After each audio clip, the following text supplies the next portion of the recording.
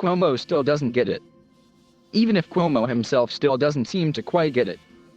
Telling a female doctor giving him a nasal swab for COVID-19 on national television that she makes that gown look good?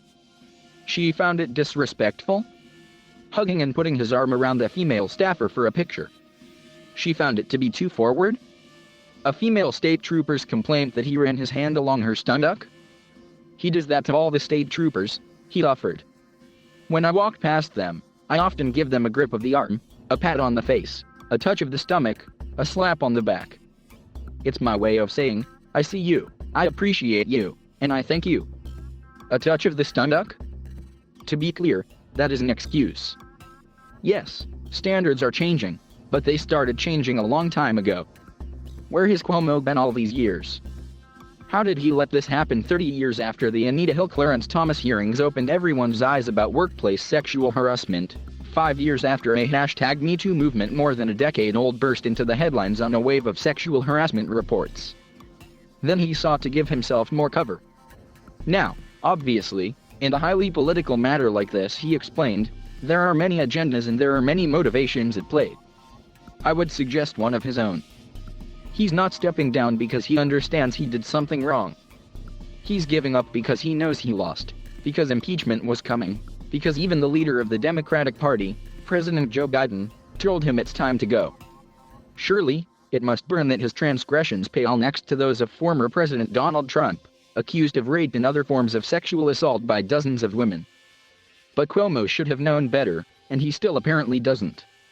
As he has from the beginning, Cuomo maintained that all the physical contact for which he's now maligned came out of an innocent desire to connect with people. It is meant to convey warmth, he explained, nothing more.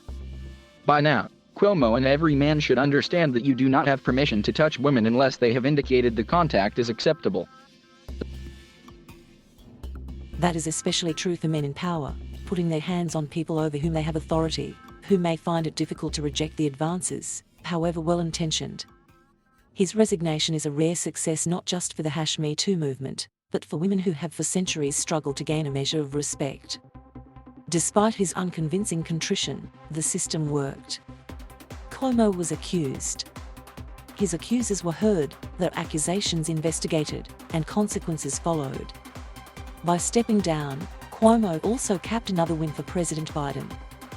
On the day when Biden secured something that had seemed impossible in this political environment, a bipartisan agreement on a major infrastructure package, Biden saw his call for Cuomo to step down arguably clear the way for more action and ultimately turn his injunction into reality. It shows the power of Biden's words in the Democratic Party. It shows Democrats standing by ethical principles that so many Republicans ignore, and it brings the focus back to topics Biden would rather see making headlines, such as that big infrastructure win. In the end, Cuomo did help his party. He did help the country by stepping down, even if he doesn't quite understand why.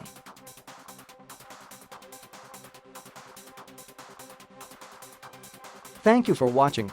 Please subscribe.